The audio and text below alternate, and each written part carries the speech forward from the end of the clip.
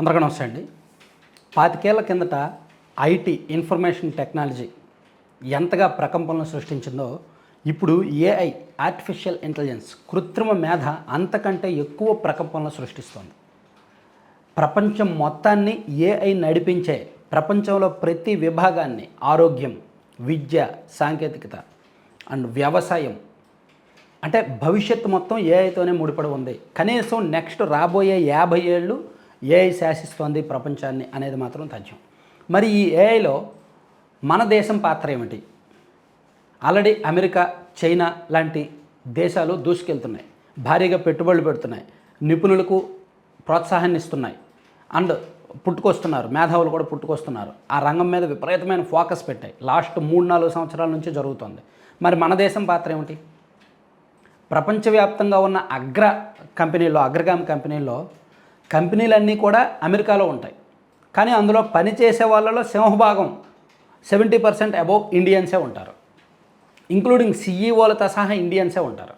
అంటే కంపెనీలు వాళ్ళవి, సంపద వారిది, పేరు వాళ్ళది, కానీ పనిచేసే పని వాళ్ళు మాత్రం మనోళ్ళు.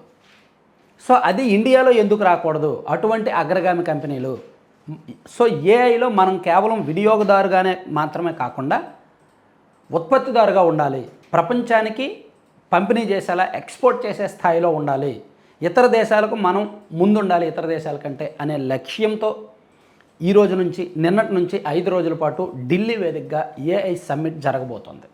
దీనికి ప్రపంచంలో 20 దేశాల నుంచి ప్రతినిధులు అండ్ రకరకాల దేశాల అధ్యక్షులు, ఫ్రాన్స్, బ్రెజిల్ ఈ దేశాల అధ్యక్షులతో పాటు ప్రపంచ అగ్రగామి ఏఐ అండ్ ఐటీ సంస్థల సీఈఓలు, ప్రతినిధులు అండ్ రకరకాల పెద్దలు, వివిధ రంగాల నిపుణులు అందరూ కూడా వస్తున్నారు. లక్షలాది మంది పాల్గొంటారనేది ఒక అంచనా. 20 దేశాలకు పైగా ప్రముఖులు. అలాగే ఎవరికైనా సరే ఇది ఫ్రీ ఎంట్రీ. దేశవ్యాప్తంగా ఉన్న ఎవరైనా సరే ఢిల్లీలో జరుగుతున్న ఏఐ సమ్మిట్కి వెళ్ళొచ్చు. అయితే ఇది ఎందుకు జరుగుతోంది? ప్రధానమైన థీమ్స్ ఏంటి అంటే ఏఐ ఫర్ పబ్లిక్ గుడ్, వ్యవసాయం, ఆరోగ్యం, విద్య, రోడ్డు భద్రత, ఈ అంశాల్లో ఆర్టిఫిషియల్ ఇంటెలిజెన్స్ని ఏ విధంగా ఉపయోగించుకోవచ్చు అనే అంశం. అలాగే ethical and safe AI, data privacy, పిల్లల రక్షణ, మహిళల రక్షణ, ఫేక్ కంటెంట్ నియంత్రణ, దీని మీద కూడా ఈ సదస్సులో చర్చిస్తారు. అలాగే జాబ్స్ క్రియేషన్, అసలు ఏఐ వలన భవిష్యత్తులో జాబ్స్ పోతాయా? నిన్న ఒక ఇంటర్వ్యూలో ఒక పెద్ద ఆయన చెప్పారు, ఒక 5 ఏళ్లలో ఈ ఐటీ జాబ్స్ అన్నీ కూడా పోతాయి, మానవ మేధస్సుతో చేసేదంతా కూడా ఆర్టిఫిషియల్ ఇంటెలిజెన్స్ ద్వారా చేసేస్తారు. సో ప్రముఖ ఐటీ కంపెనీలన్నీ కూడా 75 to 80% తమ ఉద్యోగులను తీసేసి ఏఐతో పని చేయించుకుంటాయి.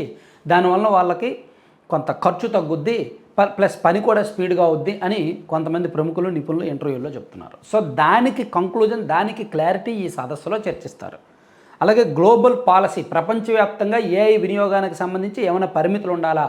సో ప్రపంచవ్యాప్తంగా ఒక పాలసీ రూపొందించుకొని దానికి కట్టుబడి దేశాలన్నీ ఉండేలాగా దాన్ని రూపొందించబోతున్నారన్నమాట. సో దీనికి ఎక్స్పో జరుగుతోంది అండ్ ఏఐ భారత్ మండపంలో ఏఐ ఎక్స్పో కూడా జరుగుతోంది. దీనిలో 600కు పైగా స్టార్టప్లు, ఆ ప్రతినిధులు పాల్గొంటున్నారు. ఇవన్నీ కూడా ఉన్నాయన్నమాట. సో దీనిలో విదేశీ అతిథుల కోసం ప్రత్యేకమైన ఏర్పాట్లు చేశారు.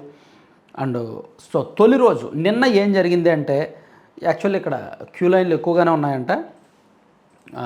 సెషన్స్, రకరకాల సెషన్స్ జరిగాయి. ఈ రోడ్డు భద్రత గురించి అండ్ రాబోయే 5 ఏళ్ల గురించి దాని మీద చర్చించారు. సో ఓవరాల్గా దీనిలో ఈ ఏఐ సదస్సు పెట్టడానికి మన దేశం ఎందుకు పెట్టింది, మన లక్ష్యం ఏమిటంటే అందరికీ ఏఐ యాక్సెస్, జీపీయూ ఇన్ఫ్రాస్ట్రక్చర్ అభివృద్ధి, భారత భాషలలో అంటే మన ఇండియన్ లాంగ్వేజెస్లో ఏఐ మోడల్స్ అభివృద్ధి, అలాగే గ్రామీణ ప్రాంతాలకు కూడా ఏఐ సొల్యూషన్స్, మన దేశంలో అతిపెద్ద సమస్యగా ఉన్న ఈ రోడ్డు భద్రత అండ్ నిరుద్యోగం అండ్ మహిళలు, పిల్లల సంరక్షణకు సంబంధించి చర్చించడం, ఇవన్నీ కూడా. అలాగే ఈ సదస్సు తర్వాత కొత్తగా అంతర్జాతీయ ఒప్పందాలు జరగవచ్చు అండ్ స్టార్టప్లకు సంబంధించి కొన్ని పెట్టుబడులు రావచ్చు అండ్ ఏఐ పాలసీపై గ్లోబల్ చర్చల్లో భారత్ కీలక పాత్ర పోషించే అవకాశం ఉంది. సో అంటే దీని మోటో ఒకటేనండి, మనం ఏఐ వినియోగదారు కాదు, మనం ఏఐ ఉత్పత్తిదారు. మనం ప్రపంచ దేశాలకు అవసరమైతే ఏఐ సాంకేతికను మనం అందిస్తాం, మనం సెంట్రల్ హబ్గా ఉండాలి అనే లక్ష్యంతో ఇది జరుగుతుందన్నమాట. సో మొత్తానికి ఈ సదస్సు ద్వారా ఏఐ ఉద్యోగాలు పెరుగుతాయా తగ్గుతాయా, దీన్ని ఎలా చేయొచ్చు ఏంటనేది ఒక కంక్లూజన్ రాబోతోంది.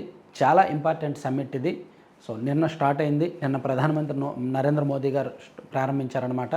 ప్రతిరోజు కూడా దీని మీద రకరకాల చర్చలు జరగబోతున్నాయి.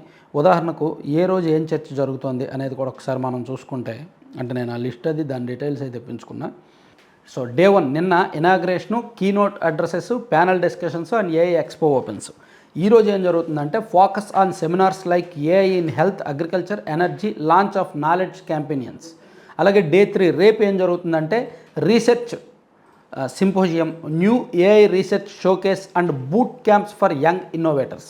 అలాగే ఫిబ్రవరి 19వ తేదీన main summit opening ceremony, leaders plenary, CEO round tables and policy talks. అంటే 4వ రోజు ఇంపార్టెంట్. విధి విధానాల చర్చ, రకరకాల కంపెనీల CEOల మధ్య రౌండ్ టేబుల్ సమావేశం, నిపుణులందరూ కూడా ఒక ఏకాభిప్రాయానికి రావడం అండ్ లీడర్స్ ప్లేనరీ అంతా 4వ రోజు జరుగుద్ది.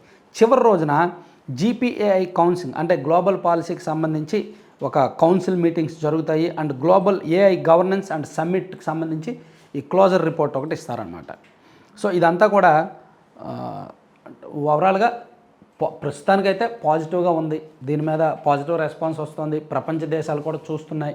ఇండియాలో జరుగుతుంది కదా ఈ సదస్సు, ఫస్ట్ గ్లోబల్ సదస్సు ఇది. ఇంతకుముందు ఏ దేశంలో కూడా జరగలే. సో దీని రిజల్ట్స్ ఎలా ఉంటాయి, దీని అవుట్పుట్ ఎలా ఉంటుంది, డెసిషన్స్ ఎలా ఉంటాయి అని చూడడానికి ప్రపంచంలో ఇతర దేశాలన్నీ కూడా ఆసక్తిగా గమనిస్తున్నాయి అన్నమాట. సో దీనిలో challenges, ground reality, digital and practical elements, expo and exhibitions ఇవన్నీ కూడా కీలక పాత్ర పోషించబోతున్నాయి. చూద్దాం ఏం జరుగుతుంది అనేది. Thank you.